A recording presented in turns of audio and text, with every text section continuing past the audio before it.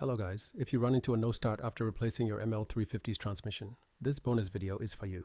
The no start occurs because the TCM does not provide drive authorization to the ignition module and the ECM. In addition, you may get an ignition module related code that looks like this. To resolve this problem, you will need to 1. Program the donor TCM, or 2. Clone your old TCM, or 3. Swap out the donor TCM with your original TCM, assuming it is fine. In this video, I will quickly show you how to swap the modules. Over there on the far end of the video, I've already removed the donor TCM, and I'm going to do the same for the original TCM. First, be sure to label and remove the solenoids. They will need to be installed in the same location from which they were removed. Use a hand tool to break the torque on all the screws that hold down the TCM. You don't want to use power tools to break any torque on this.